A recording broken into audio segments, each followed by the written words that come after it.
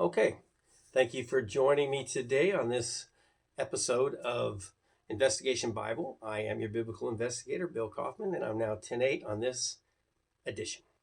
All right, today we're going to speak about a little continuation. I spoke about the disciples and how they gave up their lives for Christ. I spoke about a couple of other people that were kind of recent and how they gave up their lives for Christ in the close to the disciples.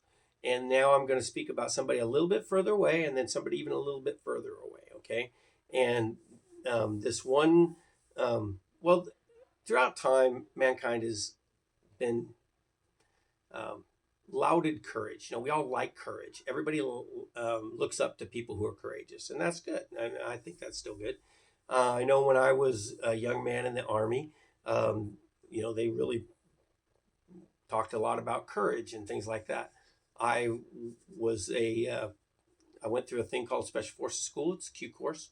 And at the end of that at Robin State, somebody had mentioned, one of the cadre had mentioned that, we were still here, and he saluted us with a chest salute and said, Spartans, I salute you. And I thought that was really funny because I even loved history back then, and that was a Roman salute, and the Spartans were Greek. So I was like, I don't think you're mixing your stuff up there. But he was the cadre, and I was the student, so I didn't say a word about it. I just kept it to myself and smiled inside. But that's the truth. Throughout time, the Spartans were lauded for being courageous. The oldest story we know, Epic of Gilgamesh, written down, is epic about a courageous stuff. So, I mean, we all laud courage, okay? We still do. We always have. And the Greeks have all these stories of courageous heroes and everything. Well, what about the people who gave their lives for Christ? These were some courageous people. Now, the one I'm going to speak about first, her name is Perpetua. Okay, Perpetua is a, um, a, a woman that was born in Carthage, which is northern Africa. Her father was of high rank. Um, she had three brothers, and she had a mother. And in her family, I guess they were a pretty good family. They were pretty tight knit, and his father really loved her, and really even says put her above her brothers, really, and which would be unusual at that time, but that's what it says. And so she was loved by this guy, and he treated her well, but he wasn't a Christian. Now, somewhere along the line, Perpetua met a Christian somehow. I don't know how, and we're not told that, but she becomes a Christian, and she starts serving this Lord when it was illegal to do so in the Roman Empire. Now, remember, she's born in the northern Africa portion of Carthage in northern Africa, and she was, and that's all part of the Roman Empire at this time, at the Roman Empire's peak. Okay, and there was a guy named Septuatus Severus, and I'm totally messing up his name, I'm sure.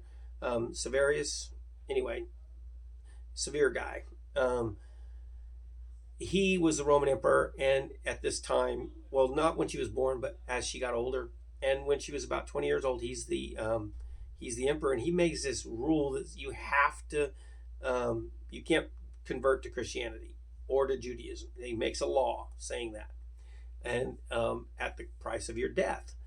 And she becomes a Christian during this time, and that's a problem for her and stuff because she gets arrested. She gets arrested, and I'm going to have to read the names of her friends with some friends, okay? And Revocatus, Saturnus, I'm not doing it right, Secundulus, and Felicity, okay? So anyway, these people and her, five people get arrested in Carthage at because they were what was called, they were doing their catechism, okay? Catechumes was what they were called. A catechume is the person that's taking a catechism. They're learning what Christianity all about it, and they've already, given their faith. But before they're baptized, the church at that time, around 200, because this is in the 200s A.D. She was born in 182. She dies in 203. This is somewhere around 200, just a little after. She's going through this whole situation.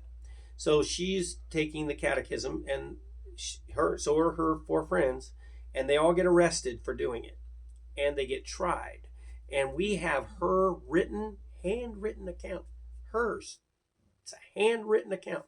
That's just nuts, man. That's so crazy. And you can actually look it up. I did. I read it myself. You can look it up online. Um, Perpetua, and it's called The Passion of Perpetua and Felicity.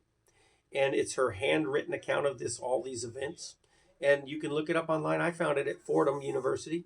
Yeah, I'm sure it's a lot of other places, but the actual English translation of that, and just it's quite amazing to read.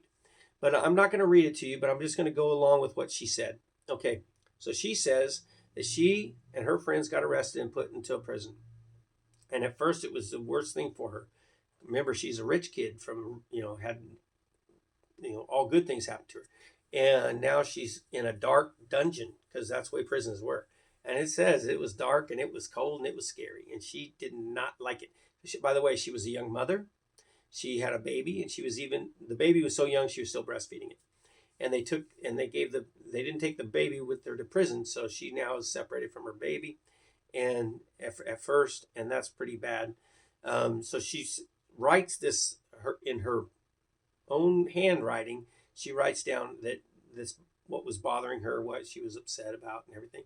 But then the people that were deacons in her church, 2 of them, they came and paid the guards, which is how things worked back then, a bribe, and then they put them in a nicer part of the prison, and then they brought the baby to her, and she was able to breastfeed the baby and be with her baby part of the day. All right, and that's in her own writings. But her dad comes to her, and that's actually how it really starts, even before that other explanation. Her dad comes to her, who isn't a Christian, and he is begging her, pleading with her to renounce this Christ guy and to just do the pinch. We talked about this last week. You just put a pinch into the little thing, it goes woof, and you say, Caesar is Lord. That's all you got to do, and you stay alive. That's all you got to do. And she won't do it. She's like, no. And he cajoles her, but she comes up with a pretty interesting statement. She says, Dad, look at that jar over there. And he looks at a jar, and he says, can that jar that holds things be called anything other than what it is? I mean, are we going to call that jar? Are we going to call it a chair? Or I'm paraphrasing a little bit, but are we going to call it anything other than a jar? And he says, no, we're not going to call it anything other than a jar. Of course not. She says, then I cannot be called by anything other than what I am, and that's a Christian. So it actually says he got mad at her by her argument, and she said this. It's in her own writing that he attacked her, like to gouge out her eyes, but he did it out of grief. She even says he did it out of his own grief because he was so worked up, and he didn't hurt her. But the English translation I read was he vexed her. In other words, he made her feel bad. And he cried and everything else. But then he finally left. He left for a few days, and she said, well, when he was gone, I felt a little better. That's what she says. And I was able to pray and do all these things. Her brother comes to her brother and mother.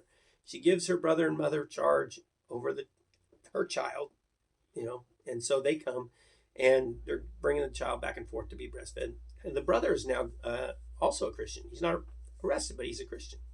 And he tells her, why don't you pray and ask God how this is going to end? And so she does, and she says, I'll tell you tomorrow. And so she had a vision, and that vision was of a big, tall ladder. And on the sides of the ladder were weapons like spears and swords and knives and stuff. And if you got to the sides of these things, didn't stay right in the middle of this ladder, you could cut yourself and be injured. There was also a big giant snake at the bottom of this ladder, and the ladder was made of brass. And the brass is interesting because I don't know if she even knew this because she was new to this stuff, but brass is a sign of judgment, like the fire of judgment, but brass holds, so that's righteousness in judgment. That's what brass means in the biblical stuff. I don't think she probably knew that, but this ladder was made of brass, and her pastor, by the way, who is going to follow her in death in her dream. I don't think he's gone yet, but in her dream, he's ahead of her, and he tells her to come on up the ladder. So she does, and she even he says, be careful of that snake. And she says, the snake cannot hurt me in the name of Jesus. Isn't that interesting? We still say exactly that, huh? in the name of Jesus. Well, that's what she said 200 AD. So, all those years ago, almost 2,000 years ago, she said, in the name of Jesus, the snake cannot hurt me. And it says in her dream that the snake then bowed its head and let her step on it in order to climb up the ladder. And she did. She gets to the top, and there's a big guy, and he's milking a goat, I think it is, and he gives her some cheese and everything, and then there's a great crowd of witnesses and all this, and they all applaud her, and then she wakes up and she comes to the conclusion that her and her friends are not going to survive, that they're going to be martyred because they haven't been tried yet. And she comes to that conclusion. That's what she says. Okay. So she comes to the conclusion she's going to be martyred, and she actually, she tells her friends that, and she tells her brother, we're going to die. We have no choice here. Well, when her father finds that out, he comes back and he cries again and he laments again and he does these things. Well, she keeps telling him the same stuff. I am a Christian. I am going to do what God wants me to do. We don't know what the judge is going to do, but I kind of think after my dream, I do know what the judge is going to do. So, I got to hurry this up because I got another person to talk about. She also has, they move her from the nice prison to the, where they're going to be taken out in the arena, because that's what they did in those days. The Caesar had a son, and Geta, I think was his name, and his birthday was coming up. And when his birthday came, they were going to do games across the whole empire. And these games were going to include killing people. I don't know why they thought that was a celebration, but they did. This wasn't just, pardon me, that wasn't just this year. That happened a lot. So, she's taken over there where the games are going to be. And by the way, we know where that amphitheater is right now in the city that she was martyred in. We know where it's at. You could, it's been uncovered, dug up, whatever. So, but anyway, she has a vision when she gets over there. Well, actually, first she hears the name in her head of her brother who's died. Now, she had 3 brothers. 2 were still living and 1 was dead. One died of some sort of a disease that ate his face away. It's a terrible disease. And he was just a 7-year-old boy. And Dinocrates was his name. And she hears that name in her head and she thinks about it for a little while. And she, I haven't thought of him in a while. And so she prays for him that night and she sees a vision of Dinocrates. This is really interesting. I don't understand this theologically, but she wrote this down and it's just fascinating. Anyway, she sees Dinocrates and he's in torment. He's in a bad place. And there's like a fountain of water, but it's above his head. He can't reach it. And there's a cavern similar to what Jesus said about rich man and Lazarus. There's a cavern between her and her little brother, and she can't get to him. And she wakes up and she realizes he still has that, his face is all messed up. And his clothes are disheveled, and where he's at is darkness, and he can't get to the water. And it's terrible. And she realizes that he's in torment. So she prays that night, and she prays fervently for her brother. And then she has another dream. And the next dream, she sees her brother. His face is healed. It has a scar, but it's healed. And there's the water fountain has come down to his waist so he can drink all he wants. And he runs off. And it even says in play like children should, like children do. That's what it says in her own handwriting. And she sees this and she realizes that he's now with Jesus and that she's going to see him shortly and that he has been taken from this place of torment to where God is. That's a vision that she had. And during this time, there's other ones too. There are, but I'm going to get on to the story real quick and I'm going to finish it so I can talk about the one other person. There's so much more to this. Please look it up for yourself. There's just so much more. But she and Felicitas get put into the arena. So do her other friends. The other friends get mauled by bears and leopards and stuff like that. But for some reason, these Romans decided to put her and Felicitas in Latin, into the arena and have a crazed cow, a heifer, a female cow, destroy them. Don't know exactly why they chose that, but they did. And it did. It beat them up. It just threw them everywhere. It says in there that Felicity got hurt first and that she helped her up, but then she got thrown and all this other things.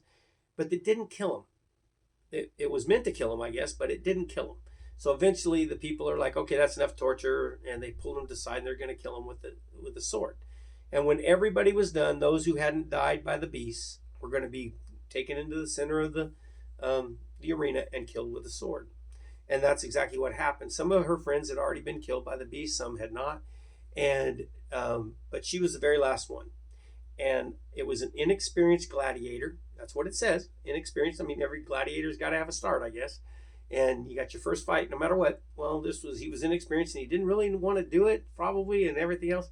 And he was going to chop off her head or cut her throat. But he didn't. He hit her collarbone, and it caused her to cry out in pain. Actually, it says it's written that she cried out in pain. But then she guided the sword. She said, "No, no, no, no, no. Put it right here now." Shoved through my neck, and the gladiator did, and she died. That being said, that started, by the way, that emperor, he died shortly thereafter. The law changed back for a while. They weren't being persecuted anymore, and she's gone down in history as a woman that was just amazing, right? And because she is, and we've got her own handwriting. It's the oldest writing of any woman who is a Christian in her own hand. We know of many women before that were Christians. Many women were following Jesus from the get-go. Many women were helping Paul at the beginning of the church. And it names him by name in the Bible, but this is the first one we have our own handwriting of. So she's gone down in history. The Catholics give her her feast day on March 7th every year. And then the Anglicans, the Church of England, they give her a day too. I don't know why, but they do it on the 6th. I'm not really sure why. They do it on a different day, but they give her a day. I mean, and as Protestants, we don't honor people like that. We don't give them this kind of thing too much. And I think I'm kind of for that. I mean, I'm a Protestant. We don't venerate saints or anything, pray to anybody but God himself and all that. But you know what? Sometimes we forget these people, and we should never forget these people who did this stuff. So anyway, that's the story of Perpetua. Now, Perpetua, you can look her up. Very famous, easy to find all kind of stories about her and stuff. But that's in her own hand. So I just decided that read it in her own hand. And I did it through Fordham University. So if you look it up, Fordham University, it will actually have an English translation of what she wrote. All right. Another guy. I've got to really move here. Another guy's name is Lawrence. Now, he lived a little later than her. She lived 182 to 203. Now, Lawrence lived in the 3rd century, 225 to 258. And so he was a leader in the church in Rome. Okay, he was one of the 7 deacons. He wasn't the Pope. That was Pope Sixtus II when he was an adult, and he was one of Pope Sixtus II's deacons. So they had 7 deacons at that time, and he is one of those. All right, and in 258, there's another persecution. The guy is Valerian, and Valerian goes ahead and throws out another, I'm going to execute people who don't, do things that like do the pinch and stuff and say Caesar is Lord and all that. I'm going to go ahead and persecute these people again. And they did that from time to time, and this is the Valerian persecution. And so they arrested Pope Sixtus the second. By the way, when the Romans arrested him, this Lawrence guy was with him, and he tried to get them to arrest him too, because he really liked the Pope Sixtus, and he wanted to go with him. And Pope Sixtus II said, I already knew this was going to happen. God's already told me, you're going to join me shortly, but don't try and join me too soon. It's going to happen shortly anyway. And so they go and execute Pope Sixtus, and they realize that a lot of the people are pretty happy about this. And so they round up some of the deacons and stuff, the other leaders of the church, and one of them is Lawrence. And by the way, they think that the church is rich. And I don't know why they would think that, because it was underground and it didn't really, it didn't have a lot of worldly wealth, but they thought it did. And so the Romans asked who was the in charge of the money, who's that? And it was this guy Lawrence, and so they said, we demand the wealth of the church. And Lawrence said, well, we have a, Lawrence must have been a clever guy. He said, I mean, like a funny guy. He goes, well, we have a lot of wealth in this church. We have so much wealth in the church that it's going to take me 3 days to gather it up. And so the Roman leadership says, yeah, go get it. Go get the 3 days of, or we'll give you 3 days to gather all this stuff together. Well, he does. He gathers together the wealth of the church. The wealth of the church are the people that attend the church who are, no one else will accept. The lame, the blind, the sick, the old widow, the orphan. Okay? That's the wealth of the church according to Lawrence. It was, we love everybody as Christians, but everybody includes these people that you don't love. You guys love everybody who can do something for you. We love everybody, including those that can't do anything for us, but we can only do for them. And so he brings those people in front of the magistrate, and the magistrate is not impressed. To say the least, he's not impressed. The magistrate decides that he is very upset about this, and he has Lawrence tortured. And how he has Lawrence tortured is really interesting. He puts him on a skillet, okay, like a human-sized skillet, lights a fire underneath him, and lets him burn alive. Everybody that's in attendance, though, there's quite a few people in attendance. This is a famous event in history. They said that he didn't seem to feel it. And he even told his tormentors after a certain time, he goes, I think that side of me's done. You can turn me over. I mean, he's having fun with them, kind of like in the Old Testament, there was Elijah had a battle on Mount Carmel with the false prophets.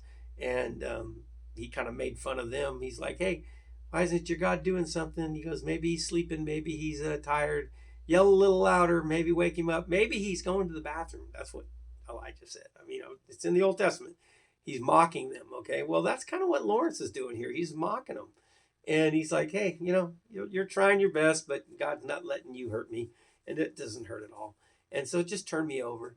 Well, eventually he does die, but he does so singing hymns. That's what the people in attendance saw. Romans 2, okay? And at the end of his death, he became a person that people rallied around and started serving Christ for. I just talked about Perpetua. Her jailer became a Christian and died the same day because her jailer became a Christian, okay? We even have his name in history. I honestly don't remember it. Let's see, Pundus or something like that, but that's probably not right. But we have his name, all right? Well, Lawrence has the same story. People saw what Lawrence was doing, and they became Christians over this. A guy named Tertullian lived the same time in between both these people a little bit, and he said that the blood of the saints was a seed planted in the ground that will grow the church. That's a paraphrase. That's not exactly what Tertullian said, but it's what he meant. And I didn't write it down, so I'm not going to quote it exactly. But you kill us, blood goes into the ground of Christians. It will bring seed of more Christians, because that's what it's going to do. And it did. And it did. By the time that Constantine took over in 313 AD, remember this is 258 AD, so just 55 years later, Constantine takes over.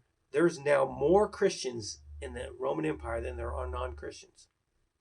That includes every religion that these people had, in every culture and everything, all across the whole empire. There's more Christians in the Roman Empire now in 313 than there were non-Christians. But it was because of events like Lawrence here. Lawrence giving his life, singing hymns while he's being burned alive. And why is he being burned alive? Because he served Christ. And he wouldn't give up the wealth of the church in the sense of money, but it didn't have any money yet anyway. But he gave up what was true. He said the truth wealth of the church are these people you don't love, because Jesus loves these people. Yeah, that's amazing to me. Perpetua, who lived before him that we spoke of, and Felicity and all their friends, they gave their life. In fact, I didn't bring this up with the story of Perpetua, but Felicity, her friend, was pregnant. Romans would not execute pregnant people, women. They wouldn't do it. And they'd wait till they have their baby, then they'd execute them. They didn't have a problem executing them. They just didn't execute them when they were with the child. And she prayed, and her friends prayed that she would have the baby be soon enough so that she could go to martyrdom with her friends. She knew she was still going to be martyred. She just wanted to be martyred with her friends. And the baby was born. It's a little girl, and she gave it to whoever she gave it to, and that child lived. I don't even know. We know nothing about that child, but we know Felicity died that day in the name of Jesus Christ. That's why. Okay. So anyway, I told a couple of stories here about people who lived in the second and third centuries, and they were Christians who gave up their life for Christ. And that's said enough. So we're now 10-10 on this episode. I hope you join us again. Bye-bye.